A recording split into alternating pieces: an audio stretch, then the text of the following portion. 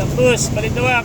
Meron talagang pagkakataon na ganito na wala kang maisakay, lalong-lalo na kung matapat ng ganito katanghalian. At normal na rin talaga to dito sa aming ruta.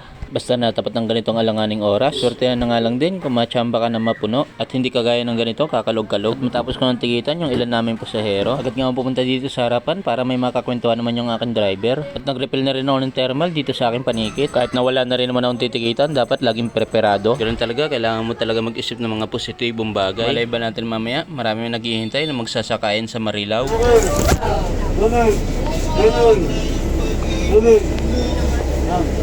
Gano yan? May skirt dyan, mais! Ay, nananak yung kayo dyan. Nananak yung... May skirt dyan, mais ka. At ayan, hanggang sa bumaba na ngayon, masisipag natin mga vendor. Ay wala pa rin talaga sumampa ng mga pasahero gustong lumuwas. Hanggang sa natanawan ko na yung aming sundot na ordinary, ay obligado na talaga kami umangat kahit wala kami naisakay. Dala-dalang baon na positibo dapat sa lahat ng bagay. Balintawak na, Balintawak. Balintawak, kaya lang walls. Sige. Dire. Balintawak ko, Balintawak, kaya lang walls. Wala na. Sige. Grabe singaw, oh. Lakas.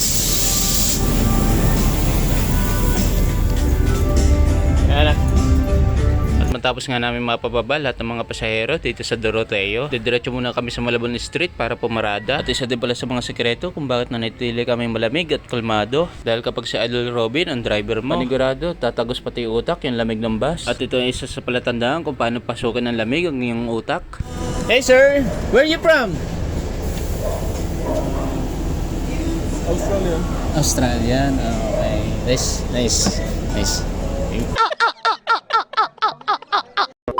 Kaya ito, nung nakaparada na kami ni Idol Robin, natulog na lang muna kami. Biruin mo ba naman, nasilat ka na nga sa biyahe? Nasisilat ka pa ng sasabihin? Hanggang sa hindi na rin ako nakatulog, tinawag na kami ng dispatcher para pumasok sa terminal sa Doroteo. Pagdating kasi namin dito, mabilis na nagdadatingan yung mga pasahero. Dahilan kung bakit naging mabilis din yung alisan ng mga bus. At naging mabilis din yung aming naging pila. Dito sa aming biyahe talaga, kailangan mo lang tanggapin kung anong sa iyo ibibigay. Dahil hindi rin naman pare-pareho ang takbo ng biyahe bawat araw. Parang kagaya lang din sa takbo ng buhay natin, merong ups and down. Basta samahan mo lang ng sipag araw-araw at hintayin mo lang yung para sa'yo, darating din yan. Basta huwag mo lang kakalimutan na maging positibo sa lahat ng bagay.